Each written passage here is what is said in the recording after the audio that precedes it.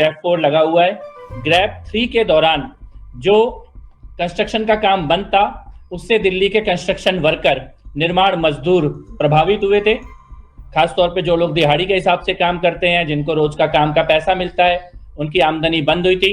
मुख्यमंत्री महोदया के द्वारा दिल्ली के लेबर डिपार्टमेंट ने, श्रम मंत्रालय ने, श्रम विभाग ने यह निर्णय लिया है कि सभी रजिस्टर्ड वेरीफाइड जो कंस्ट्रक्शन वर्कर हैं, निर्माण मजदूर हैं, ग्रैप 3 का कंपनसेशन 10,000 रुपए सबके खातों में दिल्ली सरकार के द्वारा भेजा जाएगा।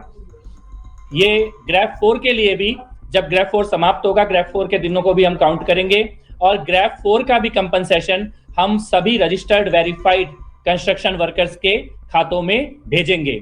तो 10,000 रुपए दिल्ली के हर निर्माण मजदूर जो रजिस्टर्ड है और वेरीफाइड है, उन सबके खातों में दिल्ली सरकार के द्वारा सीधे उनके खातों में डीबीटी करके 10,000 रुपए भेजे जाएंगे।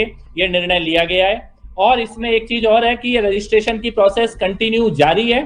तो मैं आपके माध्यम से ये भी अपील करना चाहता हूं सभी कंस्ट्रक्शन वर्कर्स से, निर्माण मजदूरों से, कि आप जल्दी से जल्दी दिल्ली सरकार के पोर्टल पर रजिस्टर कराएं और आपका वेरिफिकेशन किया जाएगा। और इस प्रकार का जो भी रुकावट आती है कंस्ट्रक्शन के कामों में, उसमें जो हमारे श्रमिक हैं, श्रमिक बहन और श्रमिक भाई, जो मजदूर भाई और बहन हैं, उनको किसी भी प्रकार का कोई आर्थिक उनका नुकसान ना हो, ये दिल्ली सरकार सुनिश्चित करेंगी, मुख्यमंत्री जी सुनिश्चित करेंगी। तो ये पहला जो ट्रांसफर है, ये 10,000 रुपए का सभी रजिस्टर्ड वेरीफाइड कंस्ट्रक्शन वर्कर्स के खातों में भेजा जाएगा। ये पहला निर्णय है। दूसरा निर्णय जो दिल्ली सरकार के द्वारा किया गया है, श्रम विभाग के द्वारा किया गया है, ये बहुत ही इंपॉर्टेंट है, क्योंकि जैसा कि आप सबको मालूम ही है कि जो हमारा कमीशन है एयर क्वालिटी मैनेजमेंट का दिल्ली के अंदर, उसने कुछ गाइडलाइन जारी की थी और बाद में हमारे पर्यावरण मंत्रालय ने, पर्यावरण विभाग ने भी कुछ गाइडलाइन जारी की थी। आज श्रम मंत्रालय ये निर्देश जारी कर रहा है सभी प्रतिष्ठानों के लिए, दिल्ली के सरकारी और प्राइवेट सभी प्रतिष्ठानों में कल से मैक्सिमम केवल 50% अटेंडेंस अलाउ होगी। बाकी 50% लोगों को वर्क फ्रॉम होम ये मैंडेटरी सभी प्रतिष्ठानों को देना होगा।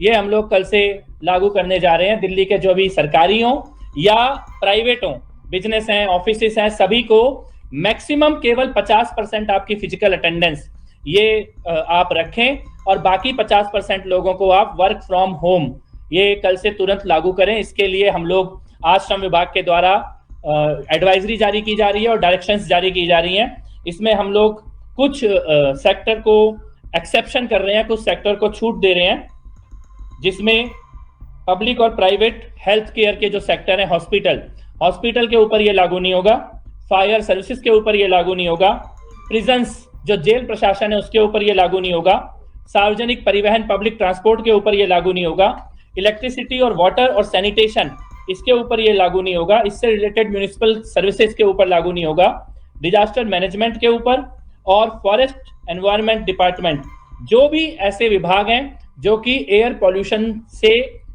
टैकल करने का काम कर रहे हैं, एयर पॉल्यूशन को ठीक करने का काम कर रहे हैं, उनके ऊपर ये लागू नहीं होगा। बाकी सभी के ऊपर, दिल्ली के सभी प्रतिष्ठानों के ऊपर, सरकारी और गैर सरकारी, सबके ऊपर ये लागू किया जाएगा कि आपको मैक्सिमम 50% फिजिकल अटेंडेंस अपने ऑफिसों में देनी है, अपने कार्यालयों में देनी है और बाकी 50% लोगों को आपको वर्क फ्रॉम होम देना है। और इसके साथ साथ हम ये भी कहना चाहते हैं कि ये all private offices functioning with in NCT Delhi shall operate not more than 50% staff capacity attending the workplace. The remaining staff shall mandatory work from home. ये लेबर डिपार्टमेंट की तरफ से हमारी गाइडलाइन है और इसमें ये भी हम उनको अपील भी हम साथ में कर रहे हैं 50% मैंडेटरी करने के साथ साथ कि आप वर्किंग आवर को फ्लेक्सिबल कीजिए। जरूरी नहीं है कि आप पूरे स्टाफ को एक ही पर्टिकुलर टाइम पे बुला के एक ही पर्टिकुलर टाइम पर वापस भेजने का काम करें, इसको थोड़ा डिवाइड कीजिए। अगर कुछ पर्टिकुलर स्ट्रेंथ को आप 10 बजे बुला रहे हैं तो बाकी को 12 बजे बुलाएं और इसी प्रकार से जाने का टाइम भी आप लोग चेंज करें। और वर्क फ्रॉम होम के जो नॉर्म्स हैं इनको पूरी तरह से सख्ती के साथ लागू करें और कोशिश करें कि जितना ज़्यादा कम गाड़ियों का इस्तेमाल हो, कार पूलिंग की जाए, अपने ऑफिस के स्टाफ को मोटिवेट करे, प्रमोट करे और ज़रूरत हो तो इस प्रकार की नीतियाँ बनाए कि अगर सभी लोग एक ही जगह से एक ही डेस्टिनेशन में आ रहे हैं तो आपस में कार पूलिंग करके आए। इस प्रकार की भी गाइडलाइन हम जारी कर रहे हैं। इसमें मैं ये आपको बताना चाहता हूं कि हमारा ये जो आज की गाइडलाइन है, इसको अगर पालन नहीं किया जाएगा, इसकी नॉन कंप्लायंस होगी तो एनवायरनमेंट प्रोटेक्शन एक्ट 1986 के सेक्शन 15 और 16 के अंतर्गत इसमें जुर्माने का भी प्रावधान है।